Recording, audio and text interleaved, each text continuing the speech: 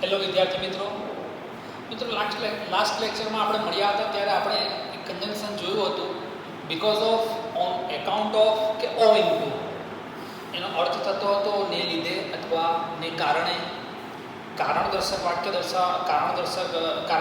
માટે એનો ઉપયોગ થતો હતો. કારણ દર્શક વાક્યની આગળ આવતું હતું. આપણે જોયું હતું એમાં થોડો ઘણો ફરક હતો સો એઝ અને બીકોઝ કરતાં. આપણે એ પણ જોયું હતું. બરાબર.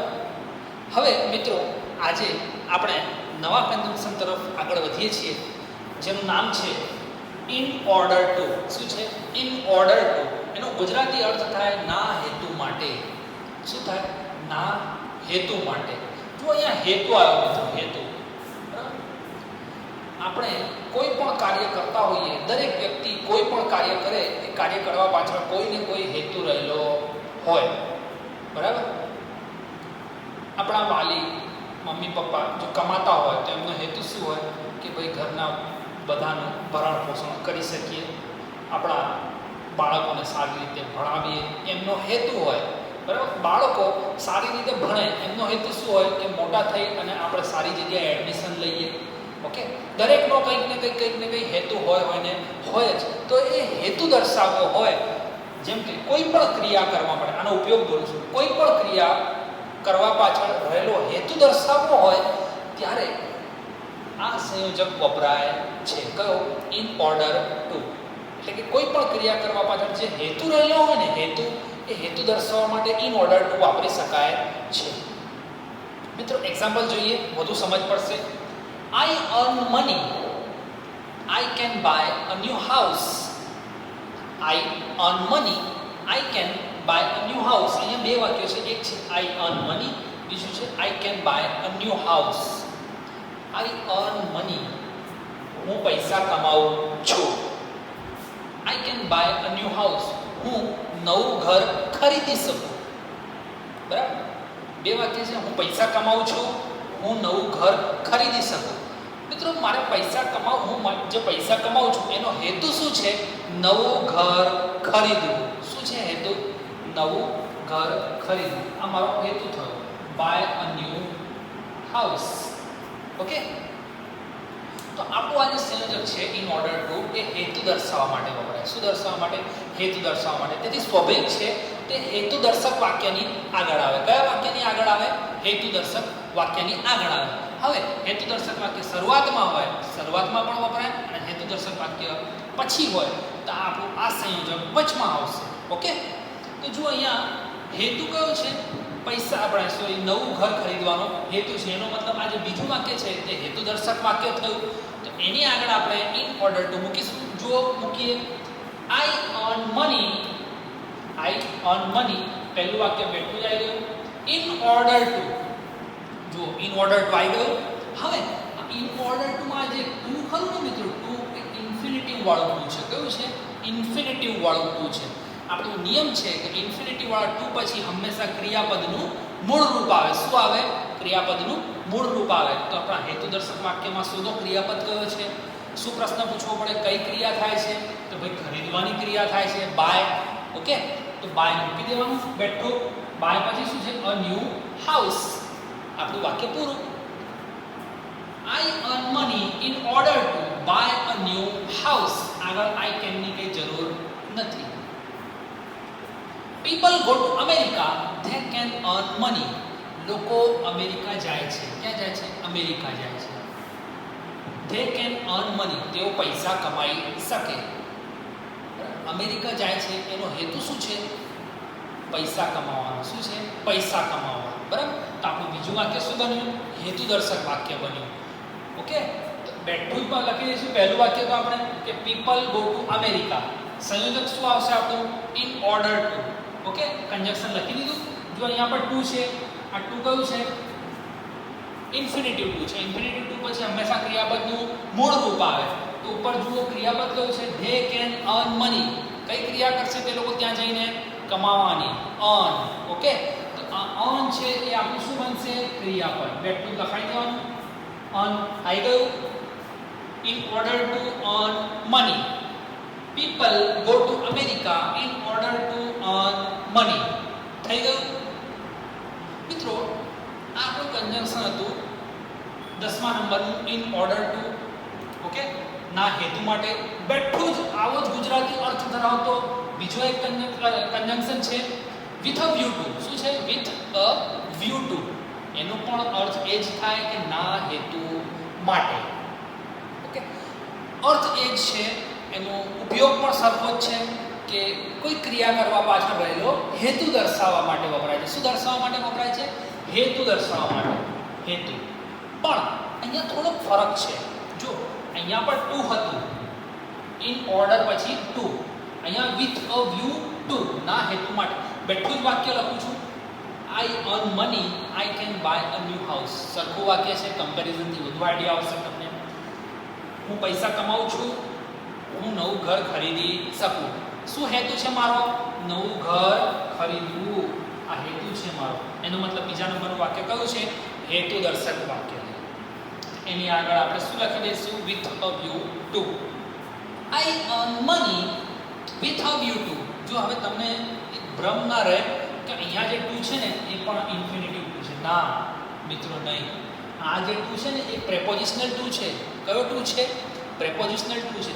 અને પ્રેપોઝિશનલ ટુ પછી હંમેશા આઈએનજી વાળું ક્રિયાપદ આવે. કયું ક્રિયાપદ આવે?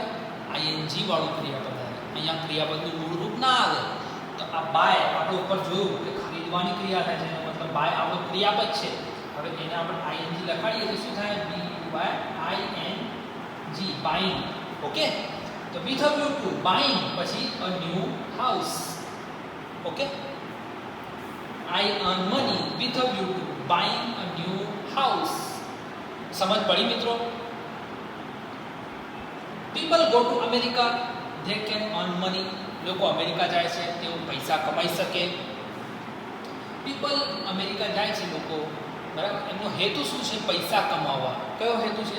પૈસા કમાવવા. ઓકે, તો આ ધે કેન અર્ન મની એ આપણું હેતુ દર્શક વાક્ય થયું. હવે આપણું આ સંયોજક હેતુ દર્શક વાક્યની આગળ જ આવે. તો પહેલું વાક્ય બેઠું, પીપલ ગો ટુ અમેરિકા આવી ગયું. હવે વિથ અ વ્યૂ ટુ આપણું સંયોજક આવ્યું. તમને ખબર છે કે આ ટુ ઇન્ફિનિટિવ નથી, પ્રેપોઝિશનલ ટુ છે. તો એની સાથે ક્રિયાપદનું આઈએનજી વાળું રૂપ આવશે. કયું રૂપ આવશે? આઈએનજી વાળું રૂપ આવશે. તો જુઓ કઈ ક્રિયા થાય છે ત્યાં જઈને? કમાવાની. Earn, earning. ઓકે, અર્નનું શું થશે? અર્નિંગ. આઈએનજી લાગી ગયું. With a view to earning money. એટલે બંને વાક્ય જોડાતા નવું વાક્ય કેવું બનશે? કન્જંક્શન વાળું. People go to America with a view to earning money. સમજ પડી મિત્રો? આઈ હોપ કે તમે સમજી ગયા હશો. તમને એ પણ પ્રશ્ન થતો હશે કે બંનેના અર્થ સરખા જ છે, તો સર બે શું કામ ચલાવતા હશે? કોઈ પણ એકના ચલાવી દે. આપણે આટલું બધું યાદ રાખવાનું ખોટું? તો ના મિત્રો, એવું નથી. તમને કદાચ એક્ઝામ્પલમાં ખાલી જગ્યાઓ પૂછાય, બરાબર, તો તમને આટલી જ ખાલી જગ્યા આપેલી હોય. આટલી ખાલી જગ્યા આપેલી હોય. પીપલ ગો ટુ અમેરિકા, ખાલી જગ્યા, પછી અર્ન મની. તો તમને તે વખતે યાદ આવે કે સરે કીધું હતું કે અર્ન ક્રિયાપદનું મૂળ રૂપ છે. એનો મતલબ અહીંયા વિથ અ વ્યૂ ટુ આવે નહીં. શું આવશે? In order two. ઓકે, કદાચ અહીંયા આઈએનજી આપેલું હોય તો તમને તરત જ સ્ટ્રાઇક થશે કે આ આઈએનજી છે, એનો મતલબ ઇન ઓર્ડર ટુ ના આવે. કારણ કે ઇન ઓર્ડર ટુમાં જે ટુ છે તે ઇન્ફિનિટિવ ટુ છે. તે કોઈ દિવસ ક્રિયાપદનું આઈએનજી વાળું રૂપ રાખતો નથી. એની સાથે મૂળ રૂપ વપરાય છે. એટલે તે વખતે તમે તરત જ વિથ અ વ્યૂ ટુ લખી દેશો. આ હેતુસર આ બંને ચલાવ્યા. હવે આપણે 12મું કન્જંક્શન જોઈએ. એ કન્જંક્શનનું નામ છે સો ધેટ અથવા તો ઇન ઓર્ડર ધેટ. આગળ જોયું ઇન ઓર્ડર ટુ, અહીંયા છે in order that. Okay, in order that. હવે આનું ગુજરાતી થાય છે જેથી કરીને, તેથી કરીને. અને એનો પણ ઉપયોગ એ જ છે કે તે કોઈ ક્રિયા કરવા પાછળ રહેલો હેતુ દર્શાવે છે. શું દર્શાવે છે? હેતુ દર્શાવે છે. એટલે મતલબ કે કોઈ ક્રિયા કરવા પાછળ રહેલો હેતુ દર્શાવવા માટે જ આનો પણ ઉપયોગ થાય છે. જો મિત્રો એ જ એક્ઝામ્પલ લીધા છે કે જે આગળ ચાલ્યા, જેથી કમ્પેરિઝન દ્વારા તમે વધુ સારી રીતે સમજી શકો. I earn money I can buy a new house. હું પૈસા કમાઉં છું, એનો હેતુ શું છે? હું નવું ઘર ખરીદી શકું. નવું ઘર ખરીદવા માટે હું પૈસા કમાઉં છું. હું પૈસા કમાઉં છું જેથી કરીને હું નવું ઘર ખરીદી શકું. આવ્યું વચ્ચે જેથી કરીને? આવ્યું કે ના આવ્યું? જો I earn money so that, Gujarati કરતા આપણે સો ધેટ માટે જેથી કરીને ઉમેરીએ છીએ, પછી જે ગુજરાતી બોલીએ છીએ ને હું નવું ઘર ખરીદી શકું, બેઠો જ ઉપરવાળા વાક્યનું ગુજરાતી બોલીએ છીએ, એનો મતલબ અહીંયા બેઠો જ ઉપરવાળું વાક્ય આવશે, એમાં કોઈ ફરક આવે નહીં. આગળવાળા વાક્યમાં આઈ કેન, ધે કેન કાઢી નાખતા હતા. કેમ? કારણ કે એનો કોઈ અર્થ નીકળતો ન હતો ત્યાં. ઇન ઓર્ડર ટુ વાળા ટુ પછી તરત જ મૂળ રૂપ લખવાનું આવતું હતું ક્રિયાપદનું, વિથઆઉટ યુ ટુ પછી તરત જ ક્રિયાપદનું આઈએનજી વાળું રૂપ લખવાનું આવતું. અને મિત્રો બીજી એક નિયમ છે કે ધેટ આવે ને, ધેટ પછી જે વાક્ય આવે એ વાક્યનું સ્વતંત્ર કર્તા હોય, સ્વતંત્ર ક્રિયાપદ કે ટુ બીનું રૂપ હોય ને હોય જ. ઓકે, એ લીધે એના કારણે આપણે સો ધેટ, અહીંયા ધેટ આવે છે જુઓ, સો ધેટ અથવા ઇન ઓર્ડર ધેટમાં ધેટ તો ધેટ પછી સ્વતંત્ર કર્તા અને સ્વતંત્ર ટુ બીનું રૂપ છે, સ્વતંત્ર ક્રિયાપદ પણ છે. સમજ્યા મિત્રો? એટલે આપણે આ આઈ કેન કાઢતા નથી. અને ગુજરાતી કરીને પણ તમને સમજાવી દીધું કે એ ગુજરાતીમાં પણ નીકળતું નથી, એટલે અંગ્રેજીમાં પણ આપણે એને રાખવું જ પડે. I earn money so that I can buy a new house. Okay, બીજું વાક્ય, Ronak reads 4 hours daily. Ronak દરરોજ 4 કલાક વાંચે છે. એક વાક્ય, he can get good marks. તે સારા માર્ક લાવી શકે. સ્વાભાવિક છે, 4 કલાક રોજ વાંચે છે, તેથી તે સારા માર્ક્સ લાવી શકે. તેથી કરીને તે સારા માર્ક્સ લાવી શકે. રોહન રોજ 4 કલાક મહેનત કરે છે. એનો હેતુ શું છે કે પરીક્ષામાં હું સારા માર્ક્સ લાવું. એનો મતલબ બીજા વાક્યમાં જે છે he can get good marks, એ શું થયો? હેતુદર્શક વાક્ય થયો, કારણ કે એ વાક્યમાં હેતુ છુપાયેલું છે, સારા માર્ક્સ લાવવાનો હેતુ છુપાયેલો છે. એથી આ બીજું વાક્ય જે થયું તે હેતુદર્શક થયું. કેવું? હેતુદર્શક વાક્ય થયું. આપણે જોઈ ગયા કે સો ધેટ અને ઇન ઓર્ડર ધેટ હેતુદર્શક વાક્યની આગળ આવે. અને મિત્રો એ પણ કહી દઉં કે આગળ જે આપણે જોયા ઇન ઓર્ડર ટુ અને વિથઆઉટ યુ ટુ, એ શરૂઆતમાં પણ વાપરી શકાય અને બે વાક્યની વચ્ચે પણ વાપરી શકાય. જ્યારે સો ધેટ અને ઇન ઓર્ડર ધેટ છે ને, સામાન્ય રીતે બે વાક્યની વચ્ચે જ વપરાય છે. ક્યાં વપરાય છે? વચ્ચે જ વપરાય. તેથી જો હેતુદર્શક વાક્ય શરૂઆતમાં હોય તો એનો ક્રમ બદલવો પડે. જો આપણે બીજું વાક્ય જોઈ લઈએ, રોનક રીડ્સ 4 hours daily. બરાબર, એનું હેતુ શું છે? he can get good marks, Sara marks લાવવાનો હેતુ છે. હેતુદર્શક વાક્ય પાછળ છે. ઓકે, તો પહેલું વાક્ય બેઠો જ લખી દઈશું, રોનક reads 4 hours daily in order that he can get good marks. that પછી જે વાક્ય આવે એનો સ્વતંત્ર કર્તા, સ્વતંત્ર ટુ બીનું રૂપ, ક્રિયાપદ હોય. તેથી આપણે ધેટ પછી he can get good marks લખી દીધું. મિત્રો બીજું એક સામાન્ય નિયમ છે કે સો ધેટ ખરું ને, સો ધેટ કે ઇન ઓર્ડર ધેટ, તેના પછી જે વાક્ય આવે સો ધેટ કે ઇન ઓર્ડર ધેટ પછી જે વાક્ય હોય તો એ વાક્ય જો વર્તમાન કાળમાં હોય તો કેન વપરાય. શું વપરાય? કેન. અને જો ભૂતકાળમાં હોય તો કુડ વપરાય. ટુ બીના રૂપ તરીકે શું વપરાય? કુડ વપરાય. જો ઇન ઓર્ડર ધેટ પછી વાક્ય વર્તમાન કાળમાં છે તો શું વાપર્યું છે આપણે? કેન વાપર્યું કે નહીં? જો ભૂતકાળમાં હોય તો શું વાપરીશું આપણે? કુડ વાપરીશું. બીજું કે આ બંને આ સંયોજક ક્યાં આવશે? બે વાક્યની વચ્ચે જ આવશે. હા, માની લો કે આ જ વાક્યમાં આપણે ઇન ઓર્ડર ધેટ નહીં પણ ઇન ઓર્ડર ટુ વાપરવું છે તો આટલું નીકળી જશે. In order to get good marks. ટુ પછી ક્રિયાપદનું મૂળ ગેટ એટલે મેળવવું. અહીંયા કઈ ક્રિયા થાય છે?